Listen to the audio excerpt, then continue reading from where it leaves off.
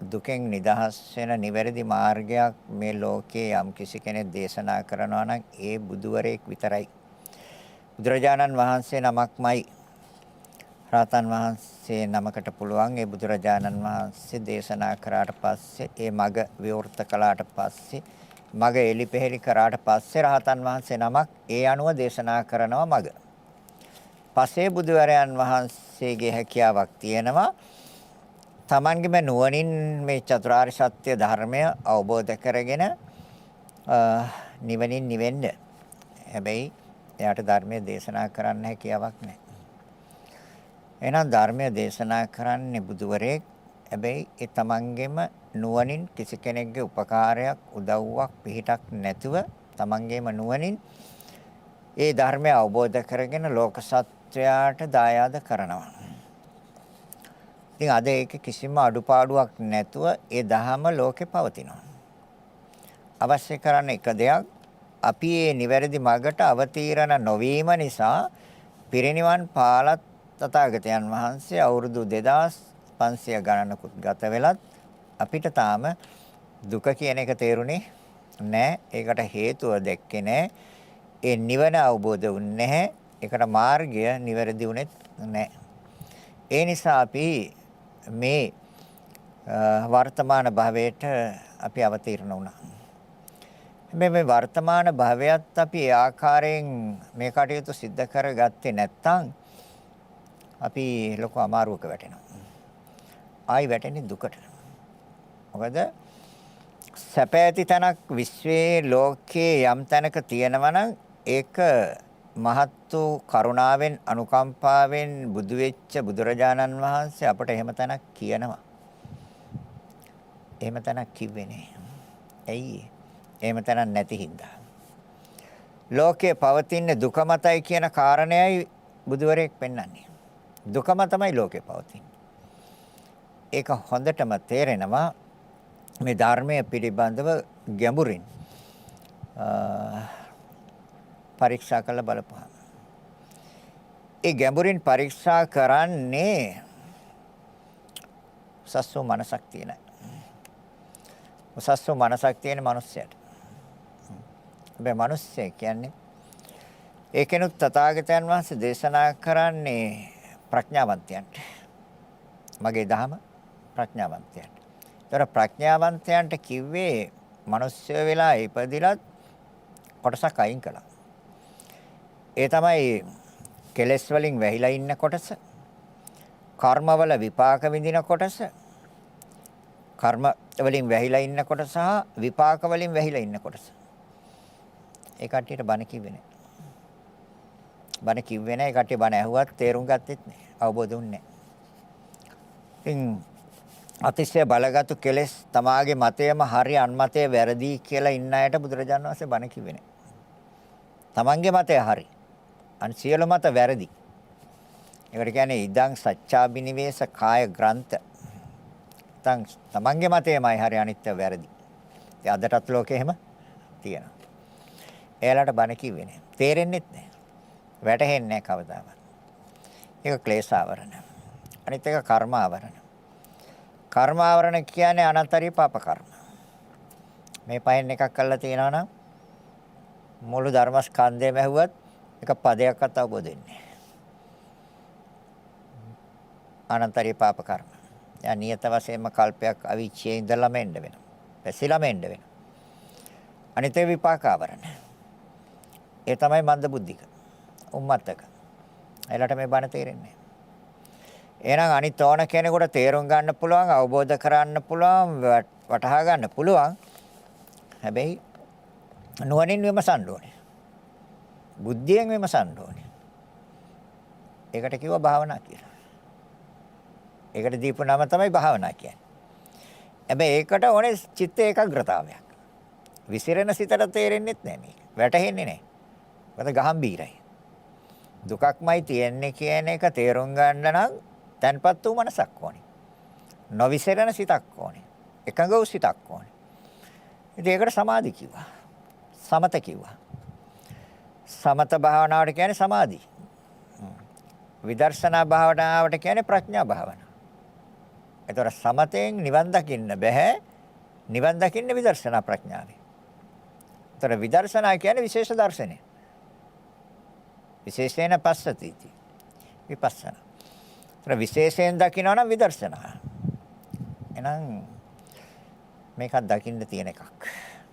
නුවණින් දකින්නේ. එකයි. එහෙනම් නුවණින් දකින්න නම් පවතින දේ නුවණින් දකින්න බෑ. පවතින දේ ඇහෙන් දකිනවා. නුවණින් දකින්නේ ධර්මයයි. ඒතර ධර්මය කිව්වේ බුදුරජාන් වහන්සේ වර්තමානයේ මේ මොහොතේ සිදුවෙන ක්‍රියාවලිය. මේ ලෝකයේ තුල විශ්වය තුල වර්තමානයේ මේ මොහොතේ සිදුවෙන ක්‍රියාවලියයි බුදුරජාන් වහන්සේ පෙන්වන්නේ.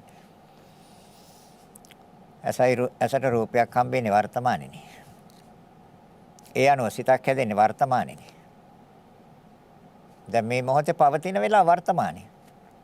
දැන් ඊයේත් ඔක වුණා. හැබැයි එතකොට ඊයේ ඒ වෙලාව වර්තමානයේ. හැබැයි ඒක අතීතයට ගිහිල්ලා ඉවරයි.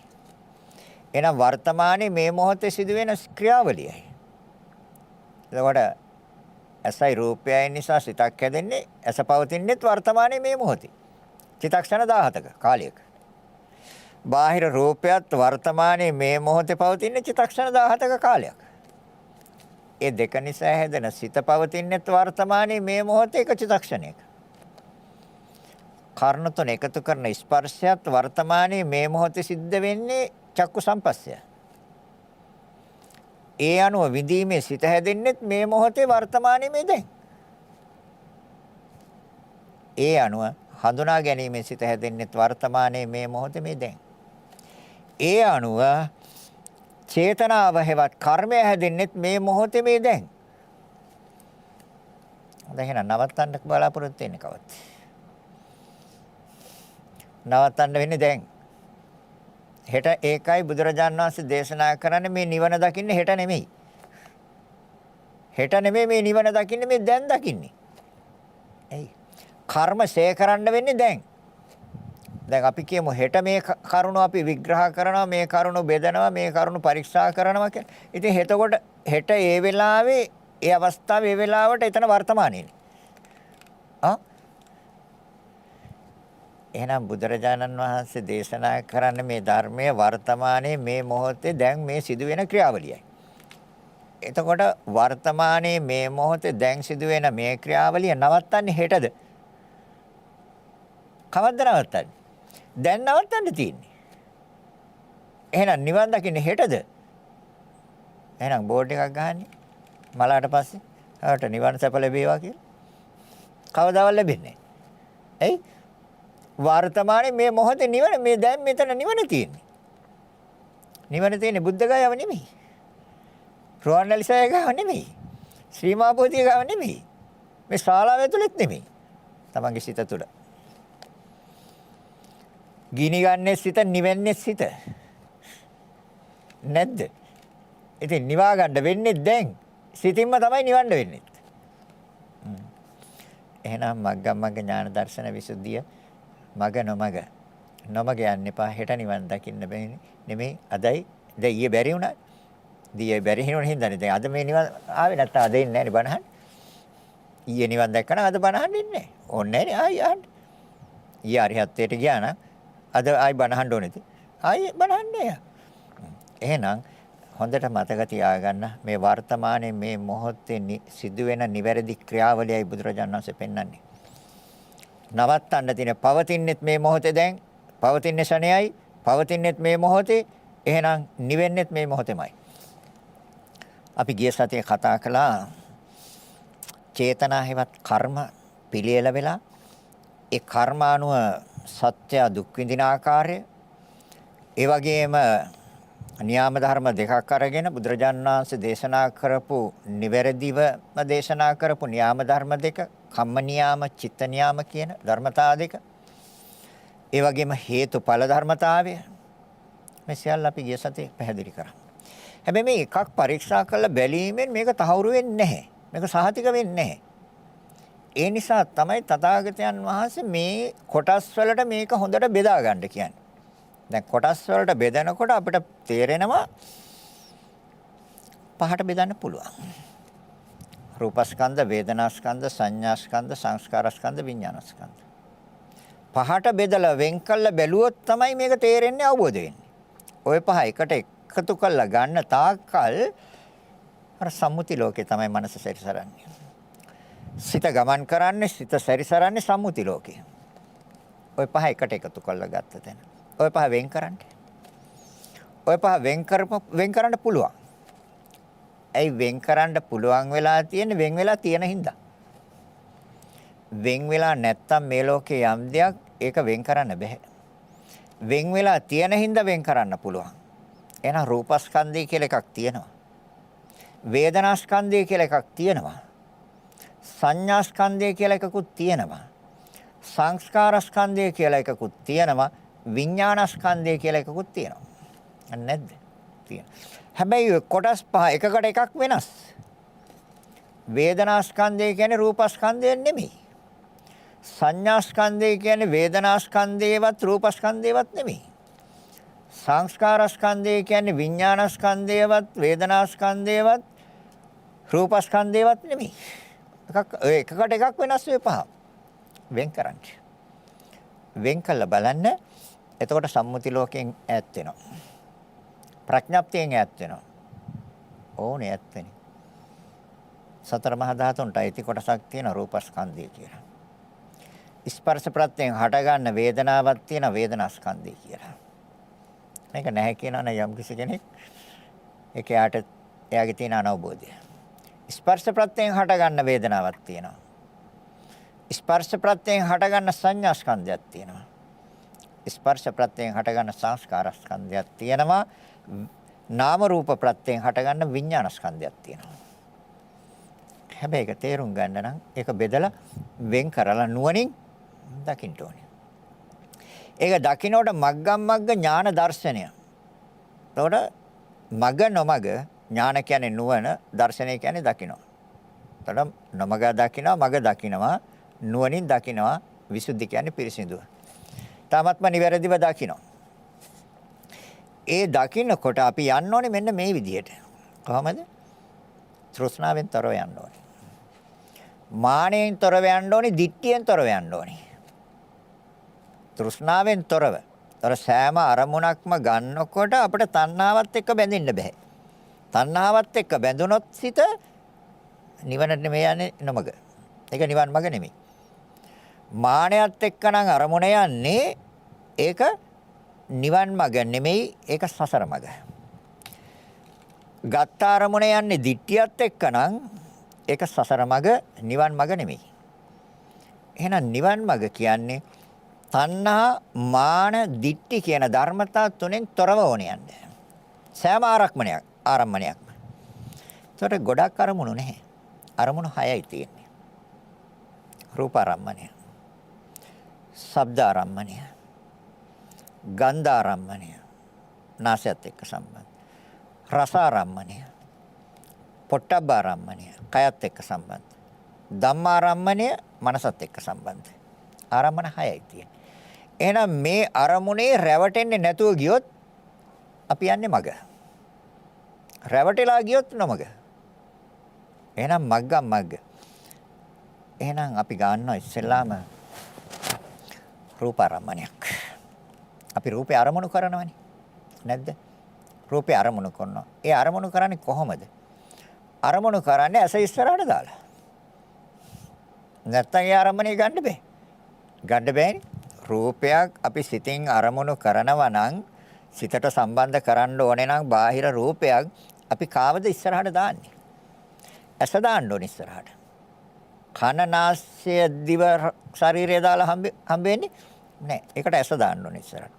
අපි ඇසද දාන්නේ? නැහැ. අපි ක්‍රියාවක් දාන්නේ ඒකට. එතෙන්ට අපි පත් කරන්නේ ක්‍රියාවක්. එයි ඇසේ තියෙන ක්‍රියාවක්. ඒ ක්‍රියාව ඇසේ නෙමෙයි. ඒ ක්‍රියාව සතර මහා ධාතුන්ගේ.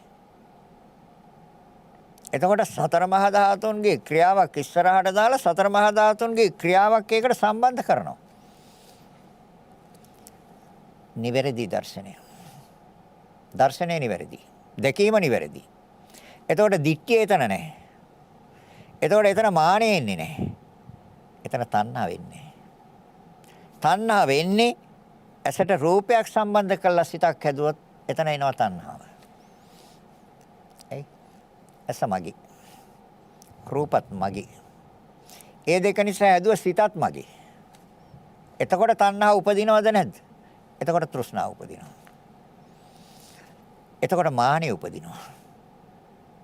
ඒ රූපයට අයිතිවාසිකම් කියපුවාම ඒ වටිනා වූ රූපේ අපි කියමු රත්තරන් කියලා. දැන් මේ දවස්වල හරි ගණන්. දෝක අයිති කරගත්තාම මානෙ එන්නේ නැද්ද? එනවා. එතකොට ආරම්භණය ගත්තේ වැරදියටනේ. දිට්ඨියෙන් ගත්තේ. ඒ කොහොමද දිට්ඨියෙන් ගත්තේ? ඒකට නමක් තිබ්බ රත්තරන් කියලා. රත්තරන් දෙක. නෑ මං කියන සතර මහා ධාතුන්ගේ ක්‍රියාවක්. බුදුරජාණන් වහන්සේ දේශනා කරන මහණෙනි ඒ තියෙන ක්‍රියාවක්. ඒ ක්‍රියාව සතර මහා ධාතුන්ගේ. ඇයි ඒ විදිහට දකින්නේ නැත්තේ? එතකොට ඒ විදිහට නිවැරදිව දැක්කේ නැත්නම් ඒ අරමුණ ගන්නෙ තෘෂ්ණාවෙන් නෙමෙයිද? තෘෂ්ණාවෙන් ගන්න. ඇයි? රත්තරන් වලට කැමති. කැමතිනේ රත්තරන් වලට. එතකොට කැමති කියන්නේ තණ්හාව, ආසාව, ඇල්ම, ඕනකම. දැන් එතකොට එතන මොකද්ද වැඩිලා තියෙන්නේ? හේතුවම එතන හදලා ඉවරයි. මූල හේතුවම හදලා ඉවරයි. දුකට. ඇයි? බුදුරජාණන් වහන්සේ දුකට හේතුව කිව්වේ තෘෂ්ණාවයි. නැත්? ඒතර ආරම්භණය ගත්ත රත්තරන් කියලා ගන්නකොටම සිත එතන ඇලිලා ඉවරයි. එතකොට තණ්හාව එතන හැදිලා නැද්ද? දැක්කා. ලස්සනයි දිලිසෙනවා. මාල වෙන්න පුළුවන්, වලලු වෙන්න පුළුවන්. යම් දෙයක් වෙන්න පුළුවන් රත්තරන් වලින් හදපු. දැක්ක ගමන් ආසාවක් නෙමෙයි දෙක්. එතකොට අරමුණ ගත්තේ දිට්ඨියෙන් නෙමෙයි. ඉතින් දිට්ඨියෙන් ගත්තා නම් එතකොට තණ්හා මාන දිට්ඨිය තියෙන කාටද? පෘථග්ජන පුච්චරයට. එතකොට මගද? නෑ නොමග. හොඳට දැනගන්න. එහෙනම් එතකොට ඇස ගන්නේ ක්‍රියාවක් වශයෙන්. එතකොට තණ්හාවක් එන්නේ නෑ.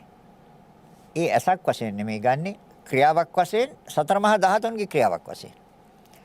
අර දැක්ක රත්තරන් ටික කුට්ටියක් හරි පෙත්තක් හරි බිස්කට් එකක් හරි මොකක් හරි දැකපු දේ ගත්තේ සතර මහා ධාතු වශයෙන් ගත්තොත් තණ්හාවක් එනවද? මානයක් එනවද? දිට්ඨිය පිරිසිදුද? එතකොට එතන තණ්හාවක් නැහැ නේද? ඒ ආරම්මනේ. මානයක් නැහැ නේද? දිට්ඨියක් නැහැ නේද? එහෙනම් ඒක පුහුණු කරන්න. ඒක පුරුදු කරන්න. ඒක සිතට ඇතුල් කරන්න. සිතට හොඳට ස්ථාවර කරන්න. එතකොට තණ්හාව නැහැ, මානය නැහැ, දිට්ඨිය නැහැ. තණ්හාවයි මානයයි දිට්ඨියයි නැත්තේ කාටද? රහතන් වහන්සේට. ඒ රහත් වෙන කම්ම තණ්හා මාන දිටි. දිට්ඨිය හැබැයි සෝවාන් මාර්ගයේදී දිට්ඨිය අවසන් වේවි.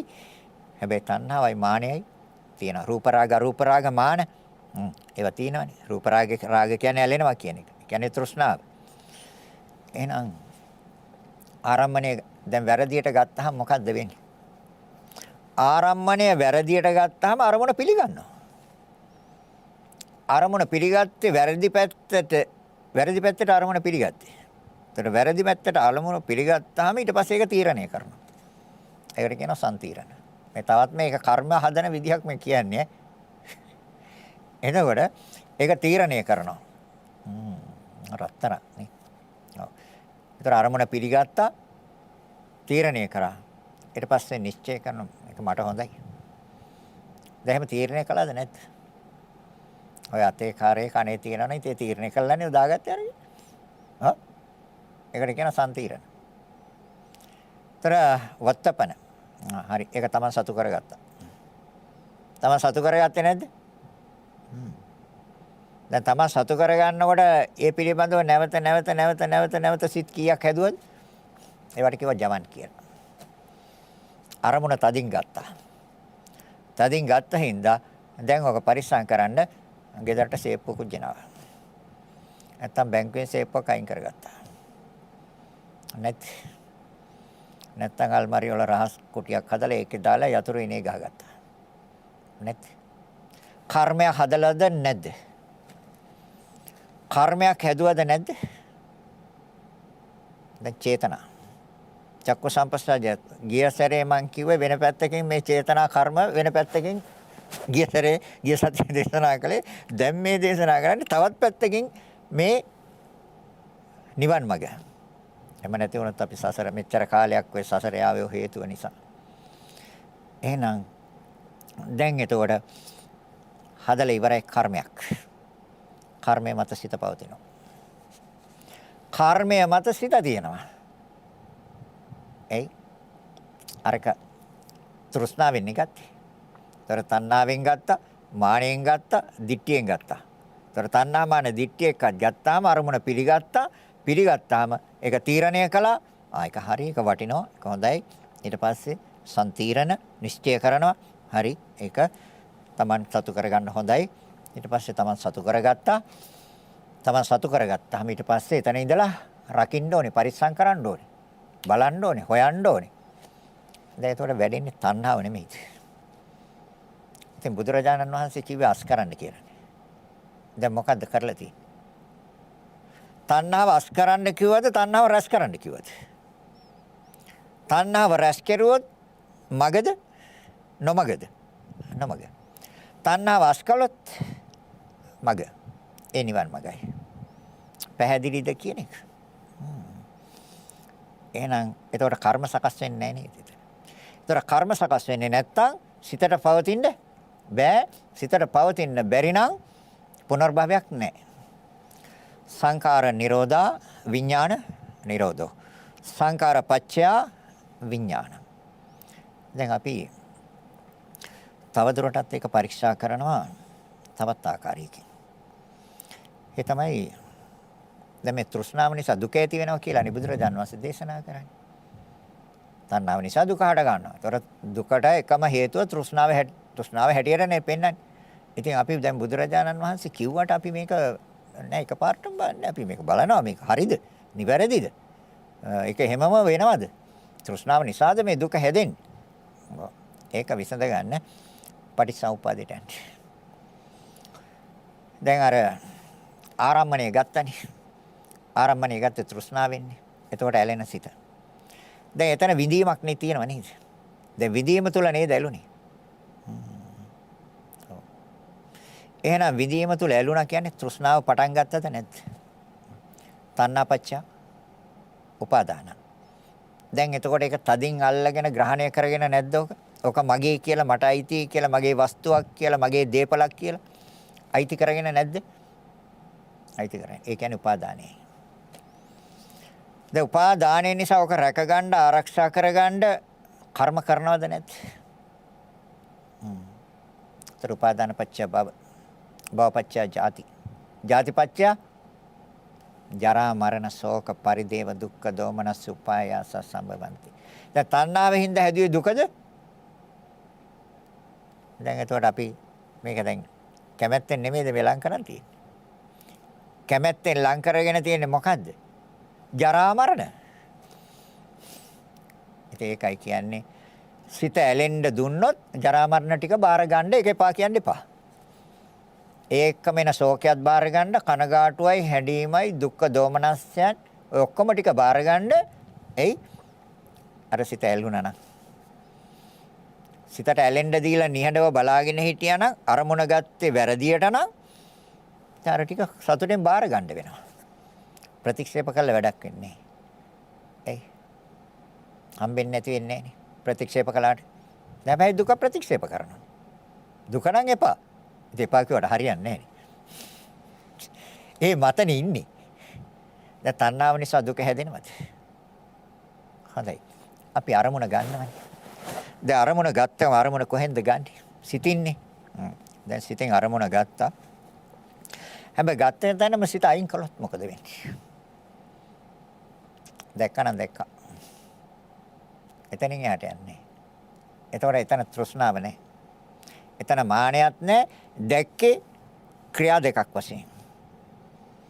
ඇසේ ක්‍රියාව දැක්කා. අර රත්තරන් බඩුවල උපකරණ ක්‍රියාවක් දැක්කා.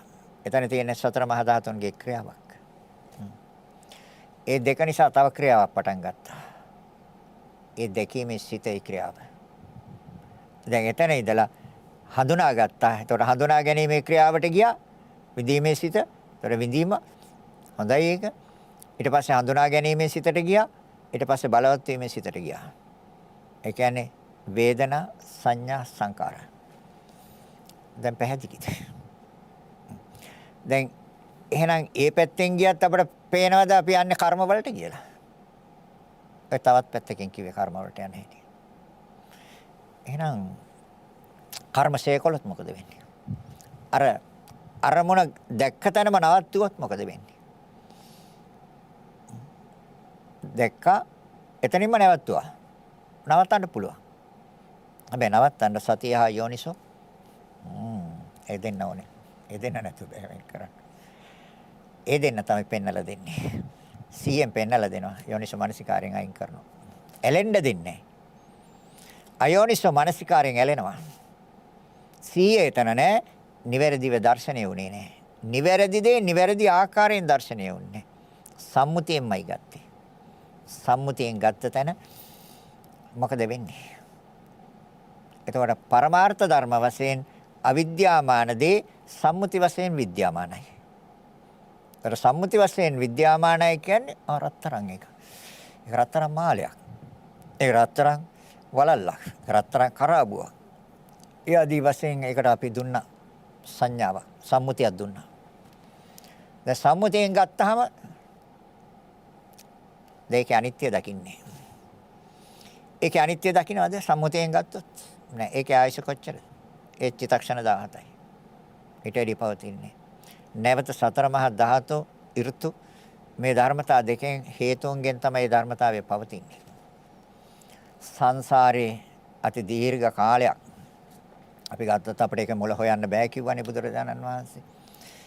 අනන්ත අප්‍රමාණ මේ ලෝකයේ ඇද්ද මේ විශ්වයේ ඇද්ද යම් රත්තරන් ප්‍රමාණයක්. ඔය සියලුම රත්තරන් අපි ඇඟිලි වල දාගෙන තියෙනවා. කරේ දාගෙන තියෙනවා. කන් වල දාගෙන තියෙනවා. අද තියෙන්නේ මෙච්චර හැබැයි. මේ විශ්වයේ මේ ලෝකයේ ඇද්ද යම් රත්තරන් ප්‍රමාණයක්. ඔය සියලු මේවා මේ සංසාරේ ඒ තරම් දීර්ඝයි මේ සසරේ. අදත් යම් හීනි චේන් පොටකට පොඩි කරාබුවකට පොඩි වලල්ලකට අදත් තණ්හාව හදනවා. ඇයි? පුබ්බන්තේ ඥානන්නේ. පෙර භවයේ පිළිබඳව නුවණ නැහැ. බුදුරජාණන් වහන්සේ පටිච්ච සමුප්පාදයෙන් පෙන්නන පෙර භවයේ පිළිබඳව නුවණ. පුබ්බන්තේ ඥානං. ඒ මොකද්ද? පුබ්බන්තේ ඥානං කියන්නේ පෙර භවයේ පිළිබඳව නුවණ. පෙර භවයේ පිළිබඳව නුවණ නැත්තම් පුබ්බන්තේ අඥානං. පුබ්බන්තේ අඥානං කියන්නේ අවිද්‍යාව. පුබ්බන්තේ ඥානං කියන්නේ විද්‍යාව. පෙර භවය දාන්න. එහෙනම් පෙර භවයේ ඔය තණ්හා මාන දිටි නිසා නෙමෙයිද අපි තව වර්තමාන භවයක් හැදුවේ. එතකොට අපි පෙර භවයේ හිටියේ විද්‍යාවේද අවිද්‍යාවේද? පෙර භවයේ හිටියේ අවිද්‍යාවේ. එහෙනම් අවිද්‍යාව නිසා නේද අපි සංස්කාර කියන කර්ම වලට ඉඩ දුන්නේ අර අරමුණ වැරදි ආකාරයෙන් අරගෙන. අරමුණ ගත්තේ නිවැරදි ආකාරයට නෙමෙයි අරමුණ ගත්තේ වැරදි ආකාරයට. වැරදි ආකාරයට ගත්තාම අනුපිළිවෙල කොහාටද යන්නේ? සසරට. අරමුණ බාරගත්තා, නිශ්චය කළා, ඒක තීරණය කළා. ඒතර සම්තීරණ. ඒකට කියන්නේ අරමුණ පිළිගන්නවට කියන්නේ සම්පටිච්ඡන.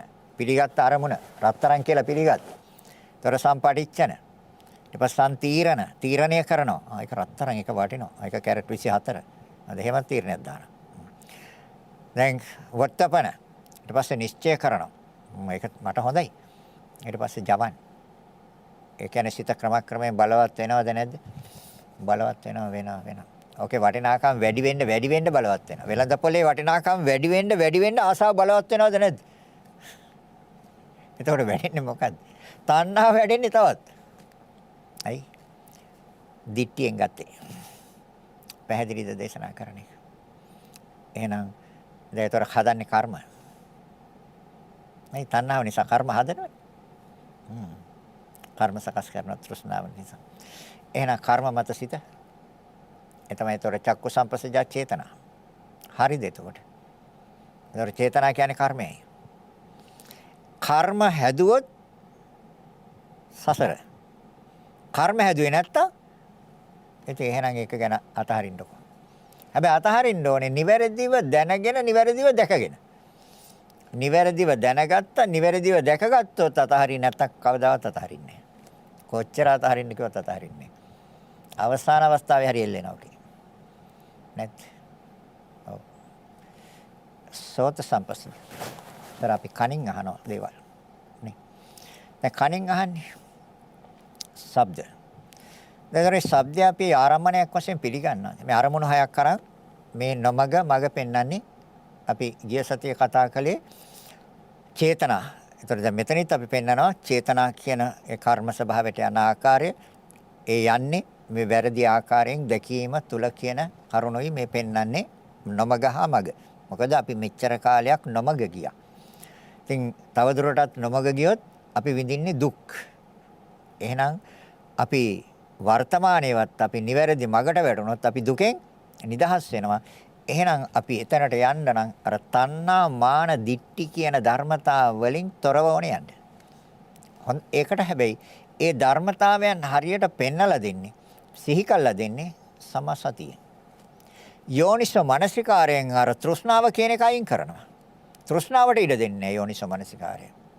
අයෝනිසෝ මනසිකාරය තමයි තණ්හාවට ඉඩ දෙන්නේ. එහෙනම් එයාට යෝනිසෝ මනසිකාරය නැහැ. ඒතර සම්මා නැහැ. නිවැරදි සිහිය නැහැ. ඒතර බුදුරජාණන් වහන්සේ දේශනා කරනවා නිවන් දකින යම් කිසි කෙනෙකුට නිවන් දකින්න අවශ්‍ය නම් එයා නියත වශයෙන්ම මේ ධර්මතා දෙකත් එක්ක යන්න ඕනි. මොකද්ද? සතිය හා යෝනිසෝ මනසිකාරය. දැන් මිහිරි ශබ්දය. ඒතර ශබ්දය අහන්න නම් කන දාන්න ඕන ඉස්සරහට. වෙන ඉන්ද්‍රියකින් අහන්න බෑ. බෑ. ඒතර කන කියන්නේ මොකද්ද? කන කියන්නේ ක්‍රියාවක්. කනේ නෙමෙයි ක්‍රියාව තියෙන්නේ සතර මහා ධාතුන්ගේ. ශබ්දය කියන්නේ ශබ්දයක් තියනවද සත්‍ය වශයෙන්? නැහැ. ලෝකේ නැහැ ශබ්දයක්. ශබ්දයක් හැදෙනවා. ශබ්දයක් සකස් වෙනවා. ශබ්දයක් නිර්මාණය වෙනවා ධර්මතා හතරක එකතුවකින්. පඨවි ආපෝ තේජෝ වායෝ. ওই ධර්මතා හතරෙන් තමයි ශබ්දයක් සකස් වෙන්නේ. නැත්නම් ශබ්දයක් හදන්න බෑ. තද ගතිය, දියර ගතිය, උෂ්ණ වාතය. ඔය හතරේ එකතුවක් තමයි ශබ්දේ තියෙන්නේ. එහෙනම් එතන තියෙන ක්‍රියාවක්. ඒ ක්‍රියාවක් කියන්නේ ඇතිවනසනේ නැති වෙනවා. ඇතිවනසනේ නැති වෙනවා. ඒ ශබ්දය ඇතිවනසනේ නැති වෙනවද නැද්ද? ඇතිවනසනේ නැති වෙනවා. ක්‍රියා දෙකක් තියෙනවා. එතකොට අපි එහෙමද අරගෙන තියෙන්නේ අපි අර සම්මුති වශයෙන්ද අපේ සිත පවතින්නේ. සම්මුති වශයෙන් පවතිනකොට කියන මට ඇහෙනවා කියලා. මට ඇහුණා කියලා. දැන් එහෙම කිව්වොත් හරියද? වැරදි. එහෙනම් නිවැරදි. එහෙම ගන්න තාක්කල් අර ශබ්දයේ පිළිබඳව තණ්හා වෙනවා. ඇලෙනවා. ශබ්දයේ මිහිරි නම් ක්ෂණයෙන් තෘෂ්ණාව වෙනවද නැද්ද? ඔව්. ඒතර ඒ ශබ්දයේ තමන්ගේ නිවසේ නම් තියෙන්නේ හඬ මිහිරි හඬ මිහිරි ශබ්දය තමන්ගේ නිවසේ නම් මානයක් ඉන්නේ නැද්ද? වටිනා සංගීත උපකරණයක් නැත්නම් වටිනා ඔය මිහිරි හඬ නිකුත් කරන වටිනා උපකරණ තියෙනවනේ. ඒවා තමන් සතු වුණාම මානයක් එන්නේ නැද්ද? එනවා. දැක්කේ වැරදියට. වැරදියටනේ දැක්කේ. ඒතර ඒ ශබ්දය ආවේ කොහොමද කියලා තේරුම් ගත්තේ නැහැ, අවබෝධ කළේ නැහැ, වැටහුනේ නැහැ. ශබ්ද සකස් වුණේ සතර මහා ධාතුන්ගේ කියලා ගත්තොත් මේක සතර මහා ධාතු අර ශබ්දය සතර මහා ධාතු කියලා ගත්ත තැන තෘෂ්ණාවක් එනවද? එන්නේ. මානයක් එනවද එතන? නැහැ. අර උපකරණය සතර මහා ධාතුන්ගේ නෙමෙයිද? ක්‍රියාවක් නෙමෙයිද? උපකරණය? ශබ්දය නිකුත් කරපු සතර මහා ධාතුන්ගේ ක්‍රියාවක්. ඒ දෙක නිසා පටන් ගත්ත තව ක්‍රියාවක්. ඒ දෙක එකතු වෙන්නේ නැත්නම් ඉදිරි පිළිවෙලක් සිද්ධ වෙන්නෙම නැහැ. සිතක් හදන්න බෑනේ. කනයි ශබ්දයයි නැතුව සිත හදන්න බෑ. ඒ පිළිගන්නවනේ ඕන කෙනෙක්. එතකොට ඒ සිත හැදුනේ නැත්නම් එතන ස්පර්ශයක් නැහැ. ඒ කියන්නේ සෝත සම්පස්සයක් නැහැ එතන. එහෙනම් සෝත සම්පස්සජ වේදනක් නැහැ. හරිද? සෝත සම්පස්සජ සංඥාවක් නැහැ. සෝත සම්පස්සජ චේතනක් නැහැ. එහෙනම් මේ හදන්නේ මේ අභ්‍යන්තර ආයතන හා බාහිර ආයතන මේ ආයතන දෙක එකතුවක් නෙමෙයිද මේ ඉදිරි පිළිවෙලම හදන්නේ. දැන් එතනින් හදලා නවතිනවද? චේතනා වලට ගිහිල්ලා නෑ එතනිනුත් යනවා ඊට පස්සේ තවත් විතර්ක වලට යනවා. විතර්ක කියන්නේ නැවත නැවත කල්පනා කරනවා. නැවත නැවත කල්පනා කරනවා. විචාර වලට යනවා. විචාර කියන්නේ නැවත නැවත සොයා බලනවා. නැවත නැවත සොයා බලනවා. එතකොට මොකද්ද වැඩෙන්නේ කියලා බලන්න. තණ්හාව තව පෝෂණය වෙනවා. තවත් වර්ධනය වෙනවා. තවත් වැඩෙනවා. අර චේතනා කියන මට්ටමට ගිහිල්ලා එතනින් දෙනවා විතර්ක ਵਿਚාර වලට. තව ටිකක් ඉස්සරහට යන්න. එතකොට තමයි උපාදානයට යන්නේ. කල්පනා කරනවා. දැන් අර හඬ මිහිරි වශයෙන් ගත්තේ. එතන මිහිරි වශයෙන් ගත්තා කියන්නේ අරමුණ පිළිගත්තා. ඊට පස්සේ තීරණය කරනවා. සම්තීරණ. ඒක හරි ලස්සනයි හඬ. හරි මිහිරි. තීරණය කරනවද නැද්ද? තීරණය කරනවා. ඊට පස්සේ නිශ්චය කරනවා. අනේ මේක මම ගෙදර ගිහින් අහන්න ඕනේ මේක තිස්සෙම. තව හොඳට දවස් දින හොඳට අහන්න ඕනේ දවස් ගානේ අහන්න ඕනේ මේක හරි ලස්සනයි. හරි. පිළිගන්නවද නැද්ද? සම්තීරණ වත්තපන. ඊට පස්සේ දැන් එතකොට මතක් වෙන වෙලාවට ගිහිල්ලා ඔය යන්ත්‍රේ ක්‍රියාත්මක කරනවද නැද්ද? එතකොට මොනවද ඉන්නේ සිත්? ඒවට කියන්නේ චවන්. ධර්මමුණ තදින් අරගෙන තියෙන. ඉතින් මැරෙන වෙලාවට මතක් වෙන්න පුළුවන් සමහර විට උපකරණ. පියානෝ එකක් වෙන්න පුළුවන්, গিitar එකක් වෙන්න පුළුවන්, එහෙම නැත්නම් ඩ්‍රම් සෙට් එකක් වෙන්න පුළුවන්. ඉතින් මොකක් හරි වෙන්න පුළුවන් ඉතින්. මැරෙන වෙලාවට මතක් වෙනවා. ඔකේ අහල පාල කැරපොත් එක්ක හරි වෙලා ඉන්නවා. අන්න ඒකයි භයංකාරකම. සංකාරපච්චය විඥාන. එතන කර්ම හදලා තියෙන්නේ. කර්ම සකස් කරලා තියෙන්නේ එතන. චේතනා එක අල්ලගෙන තියෙන්නේ මනසින්. ග්‍රහණය කරගෙන තියෙන්නේ. තණ්හා උපාදාන. දැන් මරණාසන්න මොහොතේ මතක් වෙන එක. කොහේයි කියලාද හිතන්නේ. අන්න එතකොට මොකද්ද වෙන්නේ? සැප ඇති තැනකට දාවේ. අපි කියමු කැරපොත්තෙක් වෙලා හෝනෙක් වෙලා එහෙම නැත්නම් පුංචි සතෙක් වෙලා ඉන්න. දැන් ගෙදර ඉන්න ක්‍රෝමීන් නාශය කරන ගහන ප්‍රෙස් එකක් මොකක් හරි. දැන් ගහනවනේ සමහර ගෙවල් වල. දැන් අම්මා කියලා දන්නවද? තාත්තා කියලා දන්නවද? දුව පුතා කියලා දන්නවද ඇවිල්ලා ඉන්නේ? නෑ. එතනින් එහාට ඒව නෑ සම්බන්ධකම් නෑ එතනින් එහාට. හැබැයි අරයා ආවේ කොහමද? එයා ආවේ සංකාරපච්චය විඥාන. පැහැදිලිද කියන එක? ඒකයි තථාගතයන් වහන්සේ දේශනා කරන්නේ මහණෙනි මේ ලෝකයේ තියෙන දුක මත. දුක උඩයි මේ ලෝකයේ තියෙන්නේ. මේ හදන්නේ දුක්. අපි සෑම අරමුණක්ම අරගෙන හදන්නේ දුක්. ඒ කියන්නේ නොමග. එහෙනම් තණ්හා මාන දිට්ටි වලින් තොරව ඕනේ යන්න. එහෙනම් අර කනයි ශබ්දයයි නිසා හැදෙනවා එතන ක්‍රියාවක් තියෙන්නේ. එතන ස්පර්ශයේ ඒකේ ක්‍රියාවක් තියෙන්නේ. අනිත් එක වේදනා. ඇතිවන සනෙන් නැති වෙන එක ක්‍රියාවක්. යම් දෙයක් හට ගන්න සනෙන් නැති වෙනවා නම් ඒක ක්‍රියාවක් නේ. දිගටම පවතින දෙයක් තමයි පවතිනවා නම් යම් දෙයක් ගන්න පවතින දෙයක් හැටියට ගන්න. ඇතිවන සනෙන් නැති වෙනවා නම් යම් දෙයක් එතන මොකද්ද තියෙන්නේ? එතන ක්‍රියාවක් තියෙන්නේ. හටගත්ත නැති වුණා. වේදනාව කියන එක චිතක්ෂණයක් තුළ ඇතිව නැති වෙනවා. ඒ තමයි උදේ වැය. ඒ දර්ශනය නිවැරදිව ගත්තොත් රැස් කරන්නේ නැහැ. රැස් කරන්නේ අස් කරනවා. ඒකයි තථාගතයන් වහන්සේ දේශනා කරන්නේ නිවැරදිව දැනගන්න, නිවැරදිව දැක ගන්න, එතකොට අස් කරයි. එහෙ නැති තාක්කල් රැස් කරනවා. දැන් එනවා. ඒතර විඳීමේ ක්‍රියාව. ඊට පස්සේ හඳුනා ගැනීමේ ක්‍රියාව ඒකත් ඇතිවන සැනේ නැති වෙනවා. හඳුනා ගැනීමට පවතින්න පුළුවන්ද? බෑ ඒක සිතේ ක්‍රියාවක්. ඒතර සිතේ ආශයක චිත්තක්ෂණයයි. ඇතිවන සැනේ නැති වෙනවා. නැතිවන සැනෙන් ආය ඇති වෙනවා. ආය හඳුනා ගන්න. ආය නැති වෙනවා. නැතිවන සැනෙන් ඇති වෙනවා. ඒකට කියන්නේ උදේවැය. මේ මග්ගමග්ග ඥාන දර්ශන විසුද්ධියේදී මේක අනිවාර්යෙන් හොඳටම ඇති කරගෙන යන්න ඕනේ. නිට්ටයයි කියලා හිතාගෙන ඉන්න මේ සෑම දෙයක්ම අනිත්‍ය හැටියට නිවැරදිවම දකින්න ඕනේ මනසින්. සැප හැටියට නෙමෙයි දකින්න ඕනේ දුක් හැටියටමයි දකින්න ඕනේ. තමන්ගේ හැටියට නෙමෙයි දකින්න ඕනේ තමන්ගේ නොවන දෙයක් හැටියටමයි දකින්න ඕනේ. දැන් බලමු මේ තමන්ගේ කියලා මොකද්ද මේක ගන්න පුළුවන්?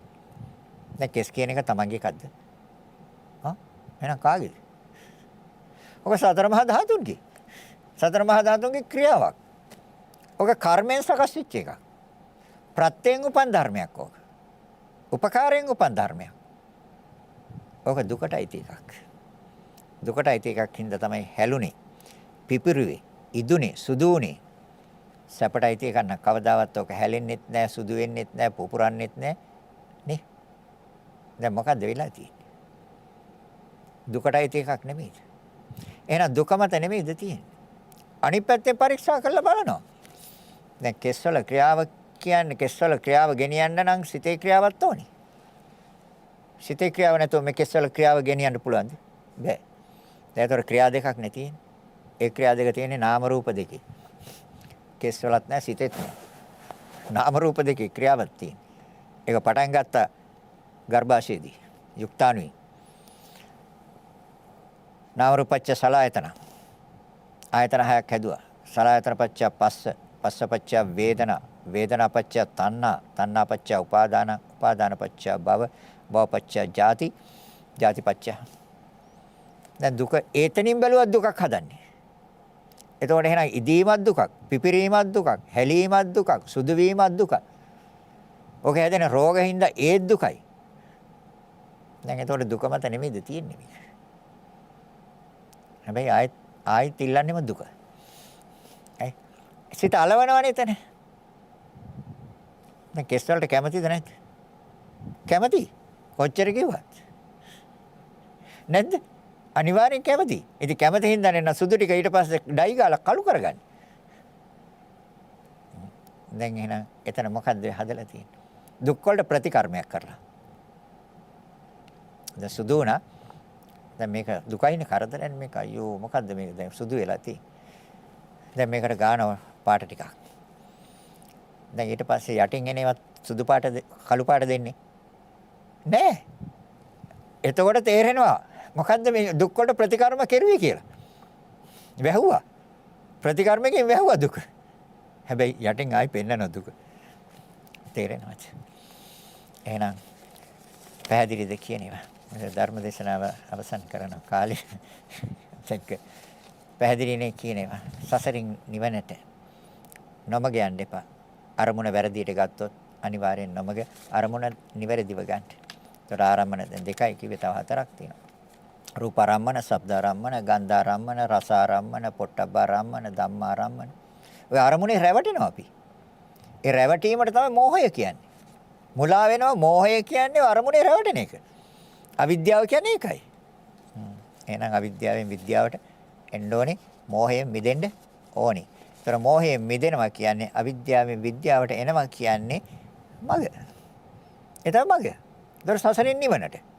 ඒ නැති තාක්කල් නොමග. ඉතින් නොමග ගියා ඇතිනේ දැන් නේ. ඔව්. දැන් අවුරුදු 70ක් තිස්සේ නොමග ගිහිල්ලා දැන් කට්ටියටම තේරලා තියෙනවා. ඒ පැත්තෙන් බැලුවත් අපි නොමග ගිහින් තියෙන්නේ නේ. ඒතකොට එහෙනම් මේ සංසාර ප්‍රවෘත්තියටත් අපි මෙච්චර කල් ගිහින් තියෙන්නේ නොමග. එහෙනම් නිවැරදි මගක් දේශනා කළ බුදුරජාණන් වහන්සේ ඒ ආර්ය ශ්‍රාංගික මාර්ගයේ ඒ මාර්ගයට අපි නිවැරදිව අවතීර්ණ වෙන්න ඕනේ. මේ ධර්මය අවබෝධ කරගෙන මේ ප්‍රවෘත්තිය නවත්තන්න. පැවැත්ම. මේ පැවැත්මක් තියෙන්නේ ප්‍රවෘත්තියක් තියෙන්නේ. ඒ ප්‍රවෘත්තිය නාම රූප දෙකේ. පුච්චරේ සම්බන්ධ කරගන්නත් එපා පුච්චරයෙන් මේකට. පුච්චරෙක් මේකේ නැහැ. සම්මුතිය තමයි පුච්චරයක් හදාගත්තේ. පරමාර්ථයට ගියාම පුච්චරයක් නැහැ. පරමාර්ථ ධර්ම වශයෙන් ගත්තාම විද්‍යාමානයි පුජ්‍යලෙන් නැහැ කියන එක. සම්මුති ලෝකේ විද්‍යාමානයි පුජ්‍යලෙක් ඉන්නවා කියන එක. තේරෙනවද? නමුත් ධර්මයේ තියෙන්නේ පරමාර්ථය.